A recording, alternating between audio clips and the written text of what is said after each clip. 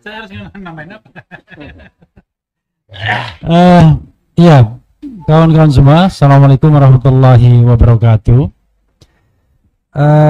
Tentu kita ingin menegakkan pemilu yang jujur dan adil ya.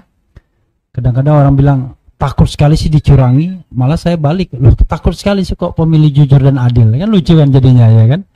Masa ada yang takut dengan pemilu yang jujur dan adil? Nah itu satu poin. Poin yang kedua memang banyak temuan yang aneh-aneh. Bahkan saya semalam itu ya, walaupun saya tidak sebutkan namanya, tetapi kan tentu praduga tak bersalah dulu ya. Ada bertemu dengan seorang anggota KPPS misalnya, dan dia membuka Sirekap pada pukul 1 lebih 13 ya, sebelum penghitungan suara official yang dimulai pada pukul 14 ya kan, di waktu Indonesia di bagian barat. Dan betapa kagetnya dia menemui fakta bahwa itu sudah terisi banyak sekali. Dia menyebut ribuan TPS, dia menyebut juga dia lihat di 4 provinsi terisi. How come? Kok bisa begitu? Karena itu agak ngeri-ngeri sedap juga ya.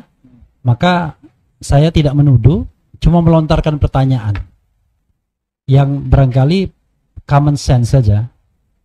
Apakah segala sesuatunya sudah di-set duluan, lalu quick count mengikuti itu, lalu rekap KPU mengikuti itu, lalu terakhir nanti penghitungan manual mengikuti itu juga.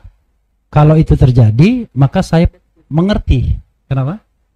Ya, kalau itu terjadi, saya mengerti ucapan orang nggak ada gunanya pemilu, karena semua sudah ditentukan ya. Kemenangan tidak ditentukan oleh seberapa kuat Anda membujuk hati rakyat, tapi kemenangan ditentukan the invisible hand. Nah ini yang kita tidak ingin, makanya kemudian kita ingin KPU membuka diri untuk sistem penghitungannya seperti apa.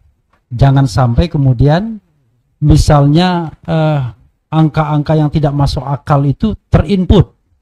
Ada yang dapat 561.000 di satu TPS, padahal nggak mungkin kan 561.000 dan lain sebagainya. Belum lagi praktik-praktik yang juga dilaporkan. Kalau kita bicara tentang kemungkinan curang dalam pemilu ya, maka kan kita bicara paling tidak 3 stage. Satu, sebelum pencoblosan. Sebelum pencoblosan itu kan banyak sekali kejadiannya, mobilisasi, bansos dan lain sebagainya, dan itu sukar kita identifikasi dengan secara kuantitas karena angkanya kan belum jelas kan, seberapa pengaruh bansos dan lain sebagainya. Yang kedua, kecurangan pada saat pencoblosan, misalnya suara itu sudah dicoblos duluan, atau nenek-nenek yang bilang 01 tapi dicobloskan 02 ya kan, atau anak-anak yang kemudian nyoblos rame-rame, dan kemudian kecurangan pasca pencoblosan. Nah, kecurangan pasca pencoblosan ini adalah salah satunya adalah proses penghitungan suara oleh Sirekap ini misalnya. Makanya kemudian kita minta, apalagi kalau kita kaitkan dengan kemungkinan terjadi 2 hal ini, 2 putaran ya. Kalau misalnya kemenangannya hanya 50% something, misalnya 51 dan lain sebagainya, maka peluang untuk 2 putaran itu besar sekali. Dan ini belum selesai. Tapi kalau angka psikologis 56 itu yang dipaksakan, nah itu yang kemudian kita pertanyakan. Seolah-olah tidak boleh kurang dari itu persentase. Padahal di tempat lain ada yang angkanya 51, sekian. Jadi jangan kaitkan dengan perolehan nomor 2 berapa, tapi kaitkan dengan bahwa kalau mau menang harus 50% plus 1.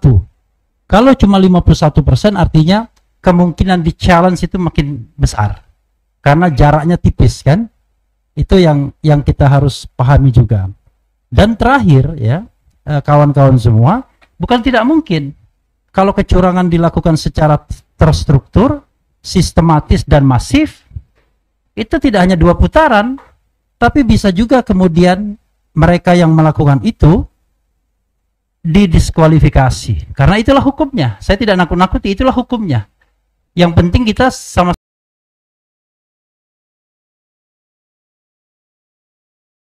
pejuang perubahan.